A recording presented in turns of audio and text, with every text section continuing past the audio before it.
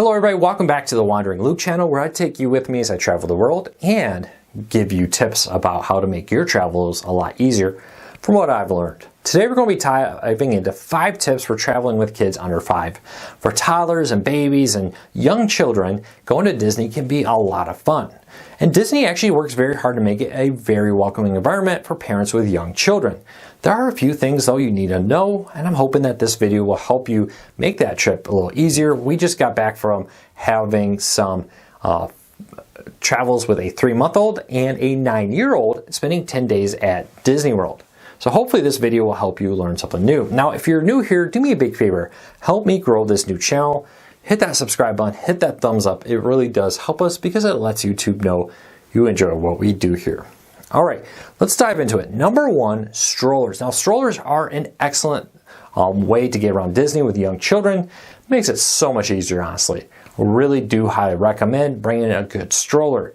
Now, a few things here. Disney will rent you strollers. They're not really good for babies or very, very young children.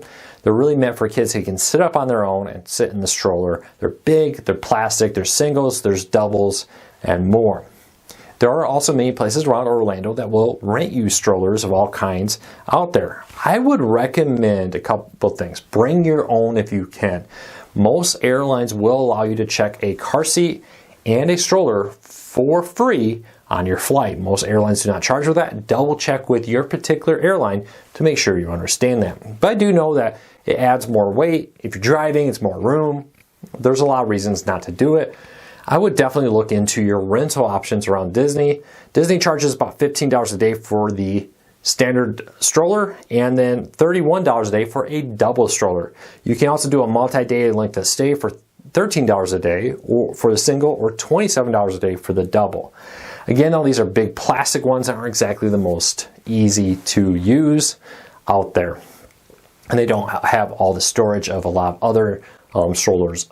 With that, you also can't take these on the buses back to the resort, so you're going to have to check it every day when you come in to Disney to pick one up and drop it off when you go back to your resort at night. Many of your kids are going to have to walk, or you're going to have to carry them to the bus after they're very exhausted, or the monorail, whatever transportation you may be using. Now that does bring up number 2, buses. Now the state of Florida has a law that says strollers must be collapsed down in order to travel on buses and more.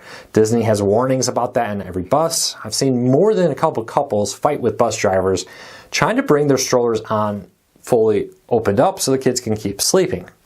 You can't do that. Now there is a catch here. We traveled with a 3-month-old and we used one of the strollers with a car seat drop-in.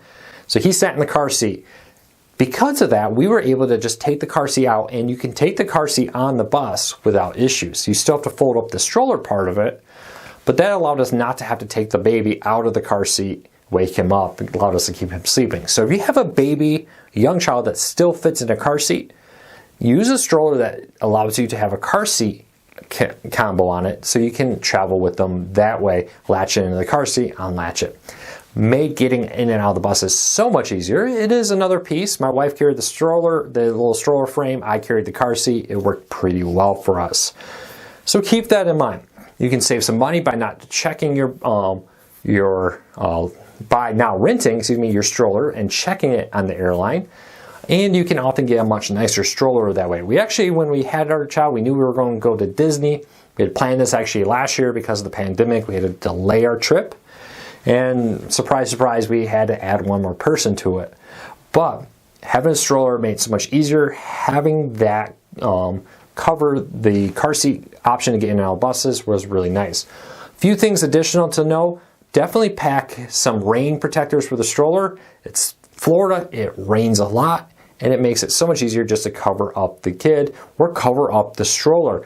Can't tell how many times I would come out of a ride and it was rained and people's strollers were just soaked. Now you gotta get your kid into a stroller that's soaking wet. Having the ability to have that covered while you're going on rides if you're worried about rain at all is very helpful.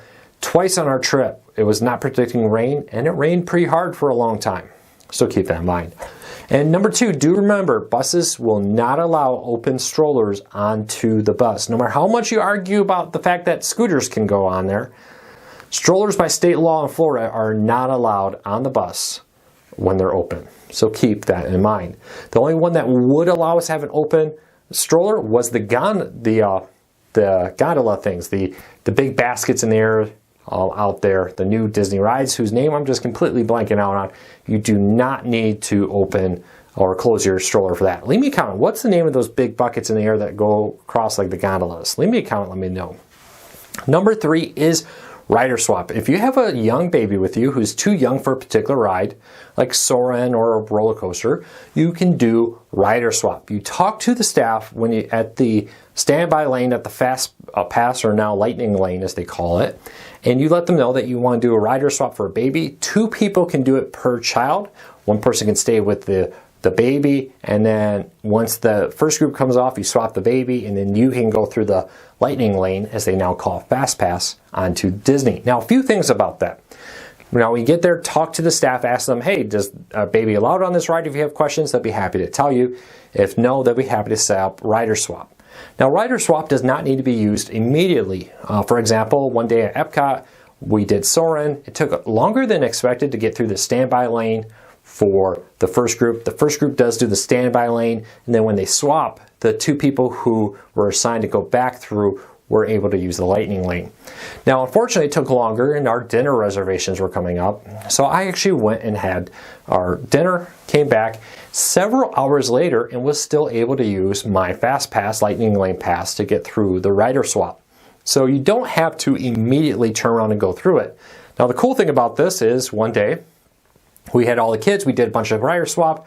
They went back to the hotel room, and then I buzzed around and did a bunch of the lightning lanes by myself and had some fun. It can be fun sometimes to be at Disney by yourself. So keep that in mind. Baby swap, rider swap as they call it, is great for children who are too small to get on rides that you still want to do. How it works is a little different at each park, at each ride. If you're at a ride where you want to do rider swap and you think that child may not be allowed on it, just talk to the staff either at the standby or the lightning lane. Wherever you're going to see staff at the front, they'll direct you what to do to scan your magic band or your card or your phone to get you into lightning lane after that happens. Number 4 is baby care centers. Disney has baby care centers, great for toddlers, great for babies, at every major theme park. And these are fully loaded. I did a full video on this. I'm not going to go too much depth, but they're fully loaded areas to change diapers, feed children, have a little quiet area to rock or feed a baby or a child, do a little bit coloring and more.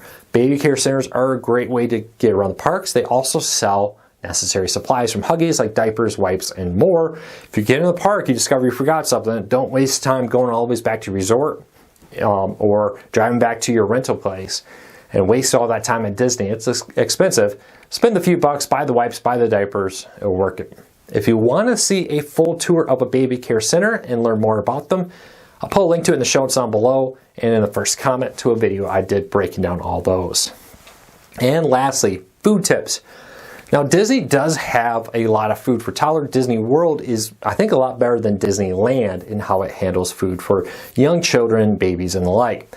They'll have Uncrustables and grapes and all kinds of stuff at many different restaurants. It's very rare for you not to find that, grilled cheeses and more as options, or chicken tenders and all kinds of very kid-friendly food. The downside is they're very expensive. You can get an Uncrustable and more. With tax and everything, it works out to be almost $10 just for one Uncrustable. Highly recommend that you consider packing food for your young children and even yourself. One of the things that we've discovered is, as Amazon Prime members, when we get to our resort, we just set up an Amazon Now delivery. Your resort will be happy to tell you their address. If you ask the front desk, you say, hey, I want to have an Amazon deliver or an Instacart delivery, etc. to the hotel. They'll be happy to tell you how that works and give you the address to enter into your order. And then you just put your name and your room number on the address so they know it's for you. But we did that. We got 3 cases of water for our 10-day trip. We got a bunch of snacks and food. That dramatically lowered the cost of our trip to Disney. With a bottle of Coke being over $4 and water being over almost $4. Smart water, if you want the smart water, I think is over $5 now at Disney. You can get a 12-pack of water from Amazon for less than that. So keep that in mind. Take your time to plan out your meals, pack some food. You got the stroller, you got the diaper bag, throw some snacks in there, throw some more in there. I know we all come to Disney, food is a big part of it, but there's also that time where it's like, hey, I want to try a snack versus I'm hungry, I need to eat something. Now I'm going to spend $15 on 2 snacks and a bottle of water. It's not really what you want to do. Highly recommend, even if you're staying in the resorts, to take advantage of something like Instacart for grocery delivery or Amazon Prime's Now service to get food delivered to your resort. Once it arrives, you call the bell office, you say, hey, I'm in the room, you have to be present for it. They'll bring it to your room. We got diapers delivered, so we didn't have to pack so many diapers. We got food, we got water. It saved us a lot of money. Now, we did it twice because we realized we didn't have something for the baby we needed. The first time they charged us $6.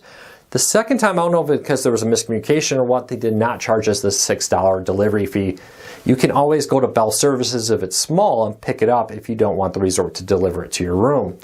If you do order cold items, the Bell Services does have a refrigerator up there to hold cold items for you if you want to get a gallon of milk or more.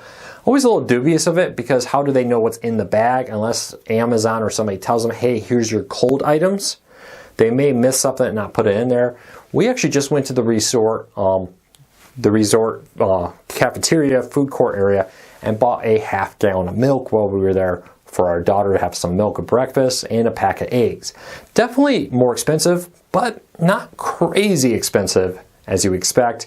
That allowed us to cook some breakfast in our hotel room. We had a 1-bedroom, so we had a full range stove on it. So keep that in mind. Definitely consider about packing food for your children. Nothing's worse than paying $10 for an Uncrustable and some grapes when you could get that for a fraction of the cost.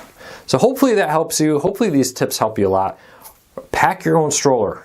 You can check it for free in most airlines. The ones at Disney are okay, but not great strollers. Definitely not a lot of storage on them.